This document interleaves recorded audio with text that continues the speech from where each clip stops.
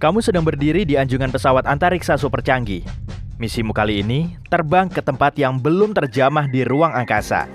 Kamu melewati nebula cantik, pulsar yang berputar-putar, dan sampai di lubang hitam. Beberapa saat lagi, kamu akan sampai di suatu planet. Kehidupan di dalamnya akan lain dari biasanya. Kamu bisa menyaksikan sendiri serangga sebesar gajah, dan mungkin bisa ngobrol bareng juga. Hal seperti ini bisa saja terjadi di masa depan.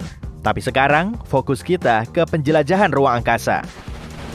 Manusia pertama kali terbang pada tahun 1783 saat ahli teknik asal Prancis merakit balon udara pertama di dunia. Tapi, balon udara ini cuma bisa terbang sampai sepertiganya tinggi Liberty. Pada tahun 1903, Wright bersaudara menerbangkan pesawat bertenaga pertama. Sejak saat itu, manusia terbang semakin tinggi. Dan sekarang ini, pesawat modern bisa mencapai ketinggian 13 km atau 34 kali tinggi Empire State Building.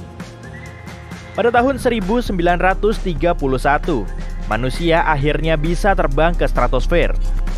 Ahli fisika asal Swiss dan asistennya menggunakan balon udara untuk mencapai rekor ketinggian 16 km di atas permukaan bumi. Merekalah orang pertama di dunia yang telah mengamati lengkungan cakrawala bumi. 30 tahun kemudian, Yuri Gagarin menjadi manusia pertama yang terbang ke ruang angkasa. Dia melesat dari bumi dan mencapai orbit bumi rendah 10 menit kemudian. Ketinggian maksimum pesawat antariksa Gagarin kurang lebih 327 km. Sejauh jarak Los Angeles ke Las Vegas. Kosmonot pertama ini melewati sisi gelap bumi menuju Amerika dan mendarat lagi 108 menit kemudian. Jarak 402 km ke ruang angkasa memang nggak seberapa di zaman now. Pada ketinggian ini, Stasiun Luar Angkasa Internasional mengorbit bumi. Astronot dari seluruh dunia selalu ada di sana. Pada tahun 1969, Apollo 11 mengantongi rekor baru dalam penerbangan terjauh ke ruang angkasa. Awaknya terbang sekitar 384.000 km menuju bulan, lalu berhasil mendarat di permukaannya. Misinya, menetap di permukaan satelit ini selama kira-kira 21 jam. Lalu para awak berhasil pulang.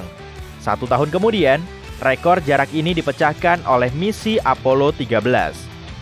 Apollo 13 mengitari bulan, lalu kembali ke bumi. Di lokasi terjauhnya, mereka terpisah lebih dari 400.000 km dari bumi. Jarak segitu kurang lebih setara dengan 11 kali keliling bumi. Inilah jarak terjauh yang dicapai manusia saat menjelajahi ruang angkasa pada saat itu. Meski begitu, para ilmuwan berambisi mengalahkan rekor ini dengan terbang ke Mars. Beberapa tahun sekali, Bumi dan Mars saling sejajar, sehingga jaraknya akan sejauh 55 juta kilometer. Kalau ada jalan tol penghubung dari Bumi ke Mars, kamu bisa pergi ke Mars dengan naik mobil selama kurang lebih 62 tahun. Kalau pakai pesawat antariksa, waktunya kurang lebih 6-8 bulan. Nah, kalau sudah sampai di sana, manusia akan jadi makhluk multiplanet. Pastinya, perjalanan ruang angkasa ini akan jadi rekor terbaru. Sampai saat ini, kita mengandalkan probe untuk mengumpulkan semua informasi yang diperlukan. Parker Solar Probe misalnya, langsung dikirim dari bumi menuju matahari. Jaraknya sejauh 1 unit astronomi, atau sekitar 150 juta kilometer. Probe ini sudah beberapa kali mengelilingi matahari dan Venus. Tapi karena tarikan gravitasi matahari sangat kuat, probe ini makin ngebut. Kecepatannya lebih dari 530.000 km per jam, 13 kali lebih ngebut dari kecepatan roket rata-rata. Voyager 1 menyandang gelar sebagai objek buatan manusia yang bisa menempuh jarak paling jauh. Probe seberat sepeda motor besar ini diluncurkan pada tahun 1977. Setelah setahun terbang, Voyager 1 sampai di sabuk asteroid di luar orbit Mars, lalu menuju Jupiter. Probe ini mengambil sejumlah foto di raksasa gas, lalu terbang ke Saturnus. Setelah melintasi semua planet tersebut, Voyager 1 melanjutkan perjalanan ke ruang antar bintang dan meninggalkan tata surya.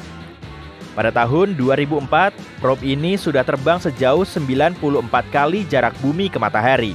Di batas tata surya yang bernama heliosfer ini, angin surya jadi lebih lambat hingga di bawah kecepatan suara. Fenomena ini menimbulkan gelombang kejut yang hampir menghancurkan Voyager 1. Tapi untungnya, probe ini tetap bertahan dan melanjutkan perjalanan. Pada tahun 2012, Voyager 1 meninggalkan tata surya dan terbang menuju bintang Gliese 445. Probe ini diperkirakan tiba di tujuan 40.000 tahun lagi. Voyager 1 punya kembaran, yaitu Voyager 2. Meski diluncurkan lebih awal, probe kedua ini meninggalkan tata surya 6 tahun kemudian. Dalam 300 tahun, Voyager 2 akan mencapai tepi dalam awan Oort. Awan ini terdiri dari asteroid dan objek luar angkasa berukuran kecil di sekitar tata surya kita. 40.000 tahun lagi, Voyager 2 akan melewati bintang katai merah Ross 248. Lalu sekitar 300.000 tahun lagi, probe ini diperkirakan akan mendekati Sirius, bintang paling terang di langit malam. Kedua Voyager ini kemungkinan bisa berhubungan dengan peradaban lain dan menyampaikan pesan yang dibawa di piringan emasnya.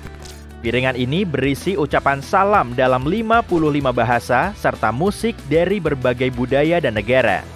Ada juga suara ombak, kicau burung, bunyi serangga, dan suara hewan lainnya. Selain itu, ada 116 foto yang bisa membantu peradaban lain memahami komposisi atmosfer bumi dan struktur DNA manusia. Beberapa di antaranya berupa foto pemandangan gurun, gunung, pulau, dan sungai. Intinya, agar jadi makhluk multiplanet, kita harus pergi ke Mars. Waktu tempuhnya kurang dari setahun, tapi kalau mau jadi makhluk antar bintang, kita perlu pergi ke Proxima Centauri, bintang yang paling dekat dengan matahari.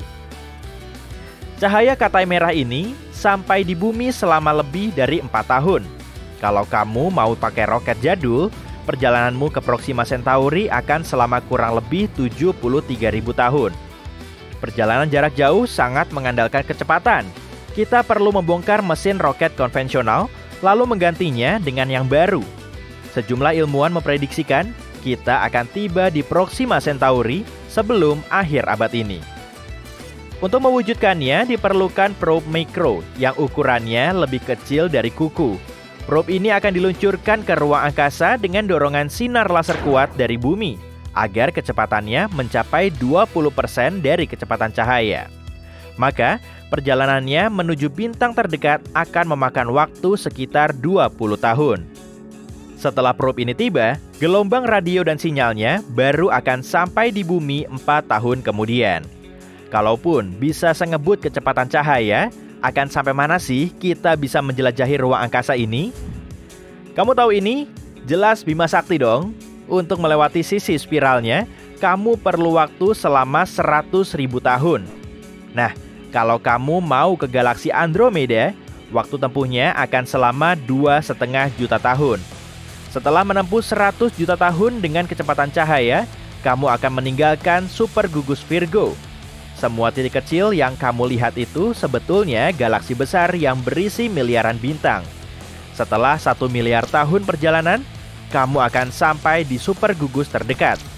Titik-titik ini sebetulnya super gugus yang punya miliaran galaksi. Setelah 14 miliar tahun, kamu akan sampai di tepi semesta yang bisa diamati. Inilah jarak maksimum yang bisa teramati dengan teleskop bumi. Di sini ada sekitar 2 triliun galaksi dan tiap galaksi punya bintang induk seperti matahari. Di sekitar bintang induk terdapat zona Lake Huni yang mengandung air dalam wujud cair. Di zona ini kehidupan bisa muncul. Kita pasti akan senang saat bisa membuktikan kebenarannya, kemudian berhubungan dengan mereka. Tapi jarak miliaran tahun membuatnya mustahil. Menurut salah satu teori, kita bisa menembus jarak miliaran tahun cahaya dengan lubang cacing. Semisal nih, ruang waktu seperti selembar kertas. Galaksi Bima Sakti ada di sini, dan galaksi yang gak kita tahu ada di sini. Untuk menempuh perpindahannya, diperlukan waktu sampai miliaran tahun. Tapi, kalau kertasnya dilipat begini, kedua galaksi akan berdekatan, dan kita bisa ke galaksi lain melalui lubang cacing. Perjalanan ini akan mendistorsi ruang waktu dan membuat kita menjadi makhluk multigalaksi. Sebagian ilmuwan menyatakan, lubang hitam kemungkinan punya lubang cacing. Objek jumbo paling misterius di alam semesta ini sangat berat, hingga bisa mendistorsi ruang waktu. 1 menit di dekat lubang hitam bisa menjadi 1 minggu atau malah 1 bulan di bumi. Kalau saja tarikan gravitasinya bisa dilawan, pesawat antariksa akan masuk ke inti lubang hitam, lalu keluar melewati lubang cacing. Siapa tahu kan, pesawat ini akan mendarat di bagian lain dari galaksi kita, atau malah galaksi lain. Gimana kalau sampai di dunia paralel? Lubang hitam terdekat dengan bumi berjarak 1.500 tahun cahaya. Namanya unicorn, dan bobotnya sekitar 3 kali massa matahari. Bisa dibilang, objek ini jauh lebih kecil dari lubang hitam lain, karena beberapa di antaranya bisa sejumbo 6,5 miliar kali massa matahari.